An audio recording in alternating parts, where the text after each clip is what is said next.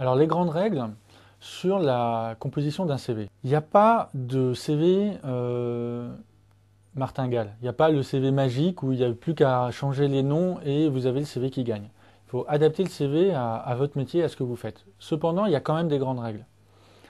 La première grande règle, c'est d'être synthétique.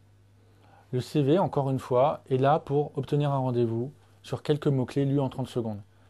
C'est pour ça qu'on ne conseille pas de faire des CV en 10 pages. Alors après, ça peut être culturel. Si vous postulez en Allemagne, il faut faire un CV en 10 pages. Parce que c'est l'habitude, c'est comme ça que l'on fait. Mais si vous postulez en France, le CV en une page euh, est le CV le plus communément accepté par les recruteurs. Et ce qui est assez étonnant, c'est que de notre expérience de recruteur, on s'aperçoit que c'est ceux qui ont les expériences les plus courtes qui en font 2 pages. Parfois, on a des gens qui ont 20 ans d'expérience qui le font tenir en une page. Donc c'est d'être synthétique. Ensuite, moi, je conseille de mettre l'objectif en début de CV. Mettez en titre le poste que vous recherchez.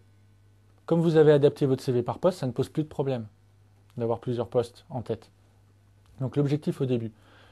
Quand vous êtes junior, il y a une petite chose que l'on regarde, mais ce qui nous intéresse, ce n'est plus votre formation, c'est ce que vous avez fait, votre première expérience, les 2, 3 premières expériences. Donc quand vous étiez à l'école, on vous demandait de mettre la formation en premier et l'expérience en deuxième, là c'est de faire l'envers. Bien sûr, il faut le présenter de façon antichronologique. Ce qui nous intéresse de lire en premier, c'est le poste dans lequel vous êtes. Enfin, ne pensez pas que vos activités extra-professionnelles ne nous intéressent pas. Encore une fois, on ne cherche pas à recruter juste des compétences, on cherche à recruter une personne. Alors bien sûr, de mettre lecture ou tennis, parce que vous lisez un livre l'été et vous jouez au tennis 2 fois dans l'année, ça ne nous intéresse pas. Mettez ce que vous aimez faire. Donc ça ne sert à rien de suivre des conseils qui a été donné il y a une petite dizaine d'années, de dire mettez un sport collectif pour montrer que vous faites du sport collectif. Non, mettez-nous ce que vous aimez faire. Si c'est de jouer aux jeux vidéo, mettez-le.